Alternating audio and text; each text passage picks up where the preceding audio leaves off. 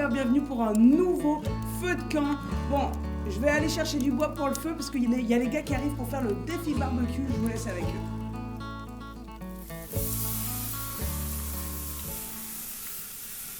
Gus! Ouais, Est-ce que t'es prêt pour le défi barbecue? toujours comme C'est d'habitude. le- Un scout, toujours prêt. C'est le défi le plus cool. Tu vois ce pot ici avec de l'eau dedans? Ouais. Il y a un verre à l'intérieur. Ben oui, Je vais te donner des pièces de 25 sous. J'en ai plein ici. Toi, t'as-tu les tiennes?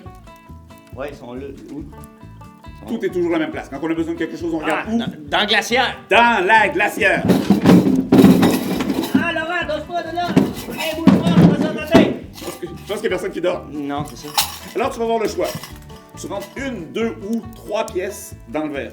Chacun, notre tour, on fait la même chose. Et quand le verre qui est à l'intérieur coule dans le pot, tu as perdu. C'est un jeu hyper cool. Fait qu'on met des 30 sous chacun notre tour. Des 25 sous. C'est des 30 sous et des caribous dessus. Non, c'est des 25 sous, c'est écrit 25 dessus. Des 30 sous de camping. Attention, les amis à la maison, n'essayez pas ça. Nous sommes des professionnels entraînés. Vas-y, King. Je commence? Uh-huh. J'en mets 3. 1, 2, 3. 1, 2, 3. Ton tour. Tombe rien de la distributrice. Attends, t'as pas mis assez d'argent. 2. Ouais, 3, j'ai pas peur. 1, 2, 3. Moi, je mets 2. 1, 2, 3. Attendez. 3, moi, encore. Ça, c'est 75 sous en 30 sous. 1, 2, 3. 75. Oh! Ah, ça baisse, hein? 30 fois... Ça descend, ça descend. 30 sous, 30 sous fois 3, Gus, ça fait pas 75. Hein? Ça fait 75. Mais non. 25 plus 25 plus 25, c'est 75, regarde ça. 25 plus 25 plus 25, ça fait 75. 3 30 sous, tout est là. 3 30 sous. C'est des 30 sous. 3 tout le fois monde dit 25, des ça fait 30 sous. 375. T'as-tu un 30 sous? C'est bon. Non, c'est les 25 sous. J'en mets 2. 1, 2. Ça s'en vient. C'est chaud! Est-ce que Tu vas voir Attends, là. Ah, boy, Non, ok. il va y avoir une réaction chimique Attends, scientifique. je vais mettre tu vas un. voir. Je vais mettre un. Deuxième, ouais, j'ai le goût. Hey, j'ai dit ça! C'est moi qui est cool! Ben oui, hey, C'est moi bon. qui est cool! C'est quoi qu'il y avait dans le verre, bon sang? C'est tout venu foncé. C'est une expérience scientifique mélangée. Je t'expliquerai une autre fois. Mais en attendant, faut que tu dises que c'est moi qui est plus cool. Vladimir, t'es le plus cool. That's right! Attends un peu.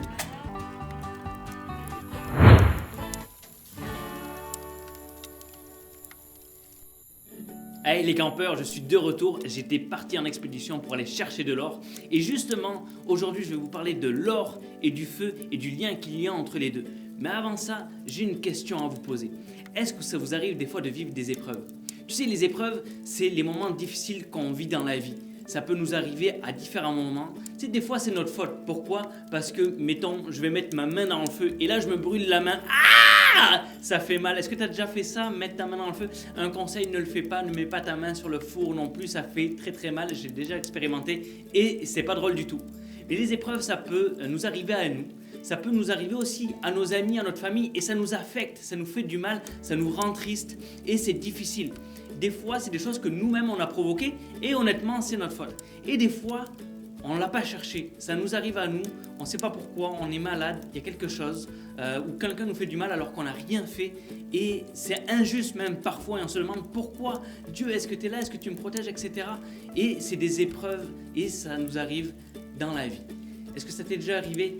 Très certainement, tu pourrais sûrement me parler de plein de choses qui te sont arrivées et qui t'ont fait du mal, qui t'ont fait de la peine, qui t'ont attristé. Ce sont les épreuves de la vie.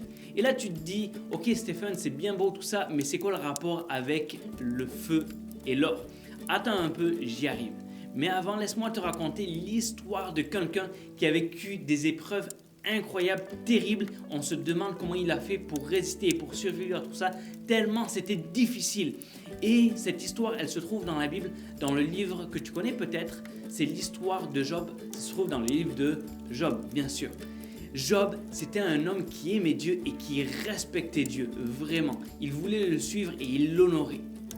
Et Job, il avait la particularité d'être très riche. Et à l'époque, quand on était riche, on n'avait pas de sous spécialement dans notre banque ou dans notre tirelire. C'était pas spécialement des billets. On était riche en nombre d'animaux. Et lui, il avait beaucoup, mais alors beaucoup d'animaux. Il avait 500 ânesses. Imagine 500 ânes. Ça doit être horrible toute la journée. Il avait 1000 bœufs. Hey, je peux te dire que ça en fait de la bouse de vache, ça. 1000 vaches qui font de la bouse. Ah, j'ose pas imaginer. Peut-être qu'il devait le brûler, ça faisait partir l'odeur, j'en sais rien. Il avait aussi 3000 chameaux. Pourquoi 3000? J'en sais rien. Pourquoi des chameaux? Peut-être des dromadaires. Mais en tout cas, c'était 3000 chameaux. Et il avait aussi 7000 moutons. Ben oui, je sais, ça en fait des animaux. Est-ce que les chats comptaient? Ah, je suis désolé, mais je pense pas. Même si c'est cute des chats qui ronronnent. Moi, j'en ai un gros chat, puis je l'aime bien gros. Mais c'est pas pour ça que je suis spécialement riche. En tout cas, il n'y avait pas les chats, il n'y avait pas les chiens. Et là, ce qui arrive, c'est que il aimait Dieu, il était riche, tout allait bien pour Job. Et là, à un moment donné, Satan voit que Job est là et qu'il prospère. Et là, il va mettre Dieu au défi. Il lui dit, oh Dieu, regarde ton serviteur Job. Il est riche et il t'aime et il te loue. Pourquoi? Parce que tu le protèges et qu'il est riche. Mais si on lui a enlevé ses richesses, crois-moi, il arrêterait de te louer sur le champ et il te tournerait le dos et il te maudirait. Et là, Dieu dit, je connais mon serviteur Job et ça m'étonnerait. C'est un serviteur fidèle et loyal. Alors, si tu veux, tu peux toucher à ses affaires, lui enlever ses bénédictions, mais ne touche pas à sa vie.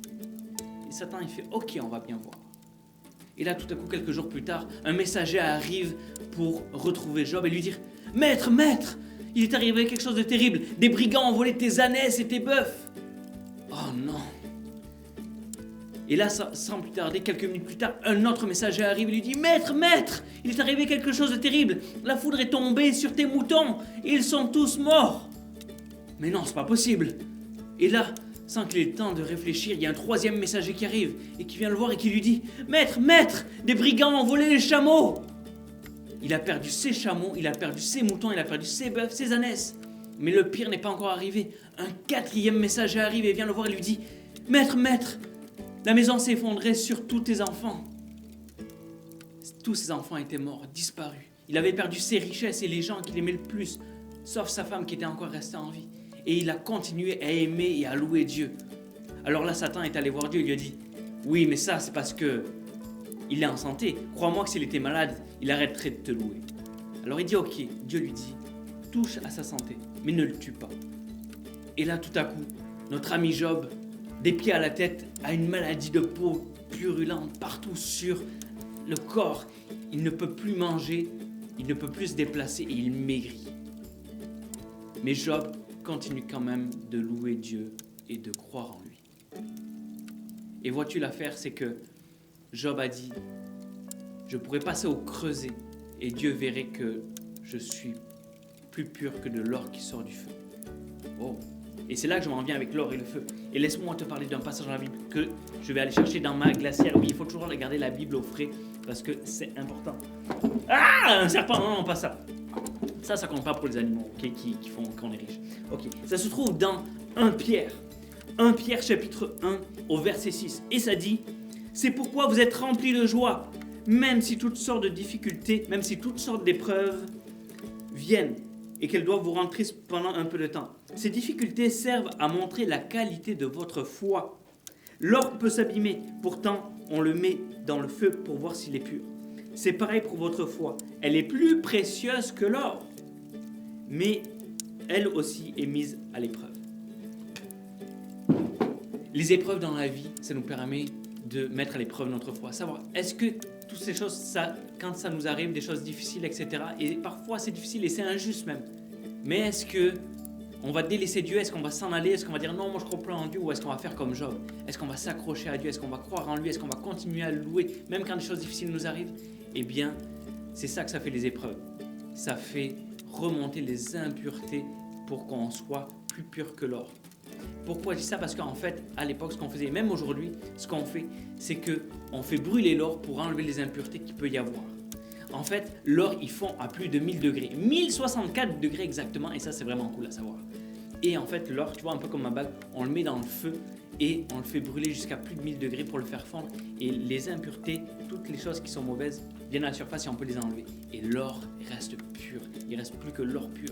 Et en fait, ce qui arrive, c'est que les épreuves, les moments difficiles nous affinent. Et ça nous permet de nous rapprocher de Dieu et d'être plus proches de lui encore. Ce qu'il faut que tu comprennes, c'est que les difficultés de la vie, les épreuves vont arriver. Il va y en avoir, tu en as sûrement déjà eu. Mais dans ces moments-là, c'est pas parce qu'on a fait spécialement quelque chose de mal, c'est pas forcément parce que Dieu est méchant ou que Dieu nous en veut. Non, pas du tout. Même des fois, c'est comme injuste et des fois, ça arrive, puis c'est la vie. Mais dans ces moments-là, Dieu, une chose est sûre, c'est que Dieu est avec nous. Dieu est avec toi. Il est triste même avec toi. Il pleure avec toi quand tu pleures. Il est proche de toi. Mais l'or, comme l'or qui est fondu, qui est purifié, eh bien, l'épreuve fait purifier notre foi et fait grandir notre foi en Dieu pour s'approcher de lui et s'accrocher à lui. Alors, ne t'inquiète pas quand il y a des épreuves, confie-toi en Dieu, fais comme Job et tu verras, tu vas être correct, ça va aller. Ça va être difficile, mais Dieu sera avec toi et ta foi sera purifiée et sera agrandie. Pour terminer l'histoire de Job, sache que après toutes ces épreuves, Dieu l'a béni, mais vraiment de façon incroyable. Il a doublé le nombre d'animaux qu'il avait au début. Imagine toutes les pousses de vaches, c'est incroyable. Et en plus, il avait perdu tous ses enfants et c'est terrible. Mais il a eu 10 autres enfants. Alors qu'il avait perdu ses 7 fils et ses 3 filles, il a retrouvé 10 autres enfants et il a été béni et il a eu une longue vie. Dieu est avec toi, Dieu est avec nous dans les épreuves. Et les épreuves, ça sert à montrer la qualité de notre foi. Alors j'espère que tu as une grande foi et la prochaine fois que tu vis des moments difficiles, ta foi va être éprouvée, mais Dieu va être avec toi, ça c'est sûr. Les amis, je vous laisse et je vous dis, lâchez pas, même quand c'est difficile, parce que Dieu est toujours avec vous.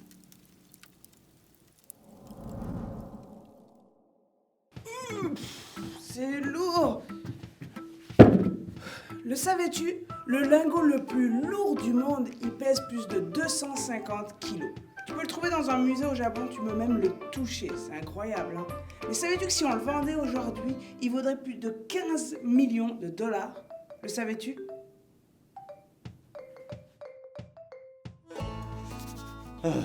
Chance qu'on a le feu pour se réchauffer, hein? Oui, vraiment.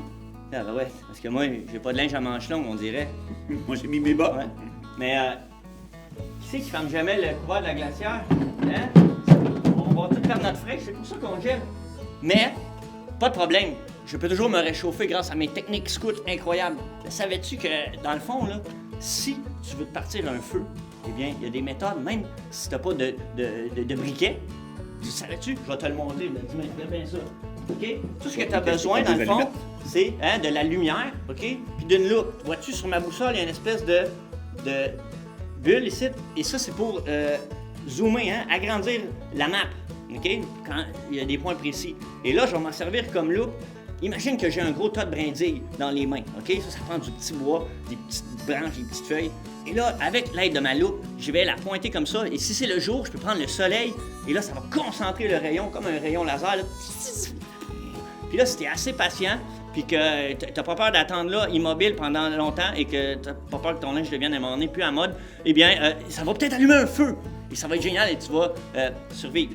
Si c'est la nuit, ben là, qu'est-ce que tu fais? Je gèle. Non. Ah non. Si tu as une lampe frontale et que les batteries sont bonnes, et tu peux t'aider de ça. Et si jamais tu n'as pas de lampe frontale, qu'est-ce que tu fais? Hein? Eh bien là, tu dois absolument trouver quelque chose, comme par exemple une source de lumière, comme par exemple si j'ai des allumettes. Les amis, je suis un professionnel entraîné, n'essayez pas ça à la maison. Et là, il faut être très, très, très patient, parce qu'une allumette, ça fait pas un super rayon. Et là, tu pointes avec ton allumette. Ben. Le rayon. Et là, avec la bonne distance et la bonne patience, et ne pas de peur de te brûler les doigts, ben, ça devrait marcher. C'était le guide de survie du jour, Vladimir. Toujours prêt! Pas sûr. Hey les campeurs, ça va être l'heure d'aller se coucher. Tout le monde est déjà bien endormi. Je vais pas tarder, je termine ma guimauve. Ah! Saleté de moustiques. Et en plus, les moustiques sont là, donc je vais pas tarder. Mais rappelle-toi que ta foi est plus précieuse que l'or. T'imagines, l'or ça vaut cher, mais ta foi est encore plus précieuse et tu as une valeur inestimable aux yeux de Dieu. Alors rappelle-toi bien de ça. Je vous laisse et je vous dis à plus les campeurs.